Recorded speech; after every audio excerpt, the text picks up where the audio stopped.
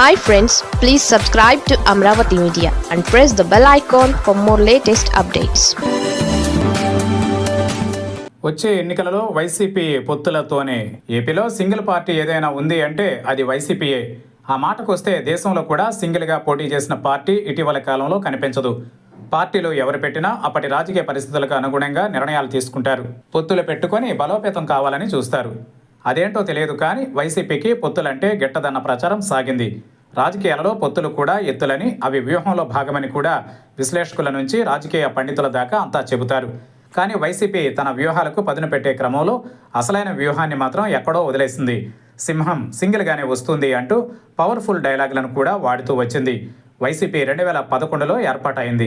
అప్పట్లో వైఎస్ఆర్ మరణం అనంతరం వచ్చిన భారీ సానుభూతి వైసీపీకి అలా కలిసి వచ్చింది. 2012లో జరిగిన ఉప ఎన్నికలలో అయితే జగన్ జైలుకు వెళ్లిన సానుభూతి బాగా వర్కౌట్ అయింది. 2014 ఎన్నికలలో చూస్తే వైసీపీ జోరుతో అధికారంలోకి వస్తుందన్న అంచనాలు ఉన్నాయి. విభజన ఏపీలో టీడీపీ, వైసీపీ తప్ప మరో పార్టీ అయితే లేదు. కాంగ్రెస్ పూర్తిగా కుదేలైంది. అలా అన్ని విధాలుగా కలిసి వచ్చి వైసీపీ అధికారానికి బాగా దగ్గరగా వచ్చింది.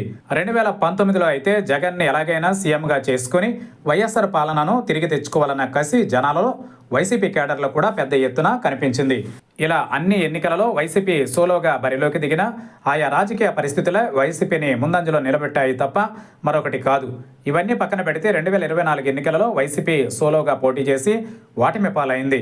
2029 నాటికి వైసీపీ పోటీ చేయడం అంటే ఆ పార్టీ అధికారంలో ఉన్నప్పుడు చేసిన పెర్ఫార్మెన్స్తో పాటు అన్నీ మళ్ళీ చూస్తారు.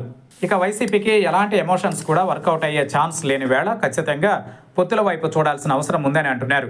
ఈ నేపథ్యంలో వైసీపీలోనూ పొత్తులతో వెళితే బెటర్ అన్న చర్చ అయితే ఉందని కూడా అంటున్నారు. టీడీపీ కూటమిలో బీజేపీ, జనసేన ఉన్నాయి. దాంతో బలంగా ఆ వైపు ఉంది. వైసీపీ ఒంటరిగా పోటీ చేస్తే ఇబ్బందులు తప్పవన్న చర్చ ఉంది. కూటమికి వ్యతిరేకంగా విపక్షంలో ఉన్న వైసీపీ కూడా కూటమిని ఒక దానిని ఏర్పాటు చేయాల్సిన అవసరం అయితే ఖచ్చితంగా ఉందని కూడా అంటున్నారు.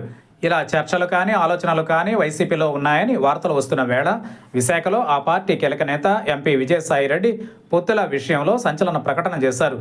తమ పార్టీ పొత్తుల గురించి జగన్ డిసైడ్ చేస్తారని విజయసాయిరెడ్డి చెప్పడం చూస్తే కనుక పొత్తుల ఎత్తులు ఏవో వైసీపీ హైకమాండ్కి ఉన్నట్లుగా కనిపిస్తోందని అంటున్నారు. లేకపోతే పొత్తుల విషయంలో పూర్తిగా కొట్టిపారేసేవారే అని కూడా అంటున్నారు.